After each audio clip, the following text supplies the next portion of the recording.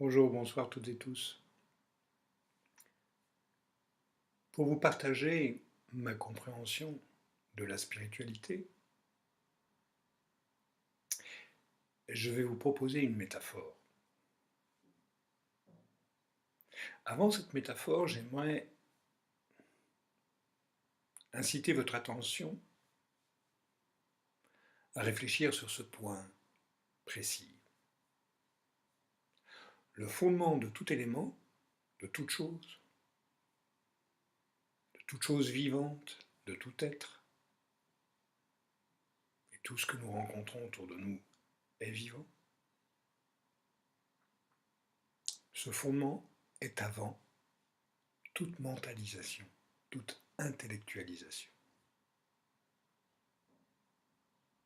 Ainsi, la métaphore que je vais vous proposer, vous allez bien évidemment, pour la plupart d'entre vous, l'entendre avec vos filtres.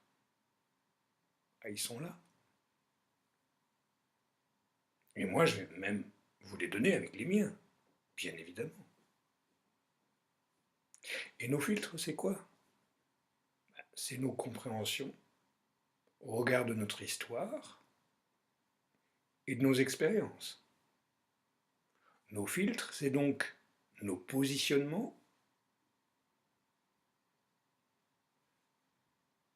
unité ou duel, plutôt duel, sur ce que nous rencontrons, ce que nous avons rencontré, les conclusions qu'on en a faites, et sur l'idée que nous avons sur celui qui a rencontré ce qu'il a rencontré.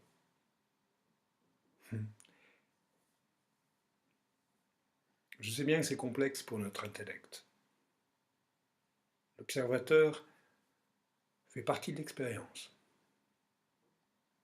Et en plus, il y a autant d'observateurs que d'expériences. Ce qui pourrait être intéressant, c'est que vous écoutiez plusieurs fois cette vidéo et voir la différence de l'observateur présent au moment où vous l'entendez. Voyons cette métaphore. Prenons un tableau. Peu importe sa couleur, il peut être noir, il peut être blanc, il peut être vert. Sur ce tableau, il va y avoir, à un moment donné, des inscriptions. Inscriptions, peu importe si elles sont belles, si elles sont moches, si elles sont compréhensibles, si elles sont incompréhensibles, si elles sont compréhensibles pour certains ou pour d'autres, elles apparaissent. Et donc, elles sont là, dans leur forme. Sur cette métaphore-là précise, maintenant, où serait la spiritualité? Le tableau? L'écriture? La rencontre des deux? Bien évidemment, l'écriture s'efface. Qu'est-ce qui reste? Le tableau. Mais le tableau peut accueillir une autre écriture. Une écriture peut venir sur le tableau, qui lui n'empêchera pas. En plus, si l'écriture, on va dire que l'écriture s'écrit d'elle-même, si l'écriture ne voit pas une autre écriture, parce qu'elle ne la reconnaît pas, parce qu'elle ne la connaît pas, ou ne veut pas la connaître, elle va se superposer à une autre, puis à une autre, puis à une autre, puis à une autre. Et de cela, il va y avoir un mélange, une superposition, un embryglio, d'écriture. De là peut naître une confusion, des conflits, des contradictions.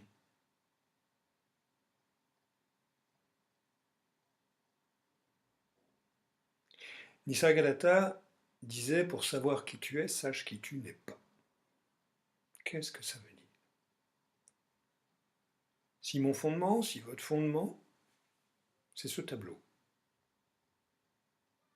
avec tout ce que ce tableau peut accueillir, et si notre voyage incarné, c'est le jeu, la rencontre entre les deux,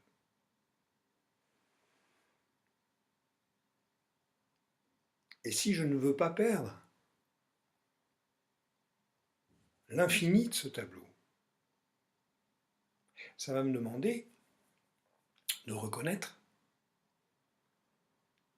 comment je me suis identifié à certaines écritures, comment je les ai rendues vraies, comment je les ai cachées quand elles ne m'arrangeaient pas, pour pouvoir simplement les lâcher.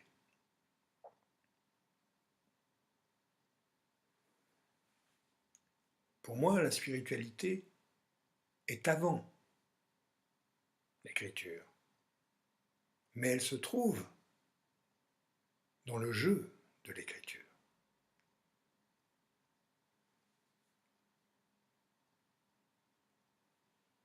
Ainsi, la spiritualité peut s'incarner. Stephen Wolinsky, qui a élaboré la psychologie quantique, avait coutume de dire et de faire: « Oh, quelle idée intéressante! Oh, quelle belle émotion! Oh, j'adore ce concept. » À l'époque, quand je l'ai vu faire ça, j'étais un petit peu interloqué, je ne comprenais pas. Et puis, en rentrant dans l'expérience, j'ai compris cela.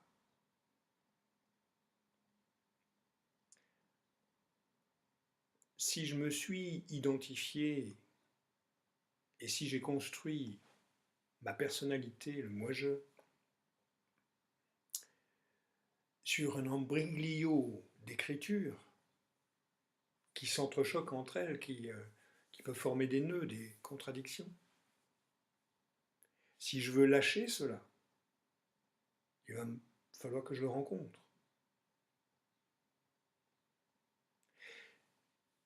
Éric Barret signifiait: la perception est une porte vers l'inconnaissable. Et donc si je suis le tableau qui accueille tout au moment où ce tout existe, ça ne veut pas dire que je ne dois pas me défendre s'il y a besoin de me défendre. D'ailleurs, ça se fera tout seul. Mais par contre, je peux, c'est sous ma responsabilité, de rencontrer l'alchimie qui attire ce qui se passe. La relation entre la danse de l'écriture et du tableau.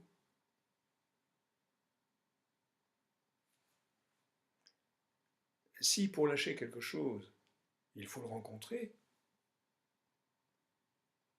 il faut rencontrer ce que nous tenons, à ce moment-là, ça demande d'apprendre à rencontrer son inconscient.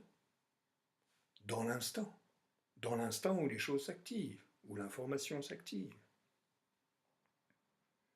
Ça demande aussi de prendre la responsabilité des informations inconscientes, de les vivre et de les laisser traverser notre espace corporel, notre espace mental. Peu importe ce que cela produit et quelle résistance ça produit. Et c'est parce que je vais lâcher ces résistances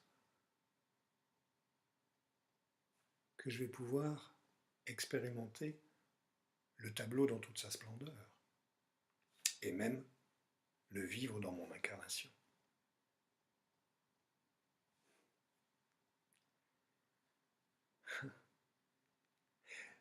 Si vous désirez expérimenter ma proposition, voici plusieurs choix.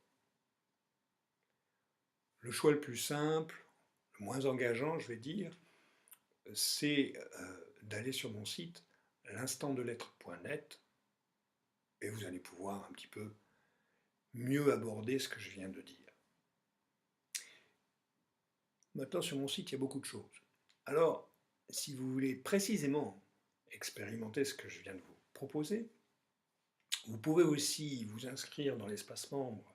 Vous verrez, il y a un onglet 3 espaces membres gratuits et sur la colonne de droite, vous allez trouver Surfer votre vie. Si vous vous inscrivez à cet espace membre, je vais vous envoyer des liens vers des vidéos où je vous parle plus amplement de ce que je viens de vous parler. Ça, c'est une première chose. Ensuite, vous pourrez, après avoir vu ces vidéos, suivre une formation cadeau où vous allez apprendre, expérimenter, à laisser passer des perceptions à partir de vos 5 sens. Ça, c'est une première expérience que je vous propose. Ensuite, vous pouvez suivre un stage. Je propose des stages sur, par exemple, le corps et la spiritualité, jardiner dans l'amour. Ce qui m'est apparu à un moment donné, c'est qu'il y avait notre lecture mentale, où la plupart du temps nous restons, et il y a la lecture corporelle. À travers ce corps, toute la vie nous traverse, à travers notre esprit aussi. Mais j'ai développé la possibilité de rencontrer ce vivant à travers le corps, et je peux vous apprendre ça à travers des week-ends sur des thèmes précis, et aussi sur le premier module de la formation Surfer votre vie. La formation Surfer votre vie a pour objectif de vous aider à danser sur ce qui vous arrive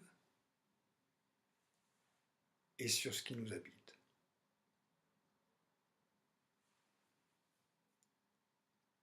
Voilà. Je vous dis à bientôt peut-être. Bonne continuation.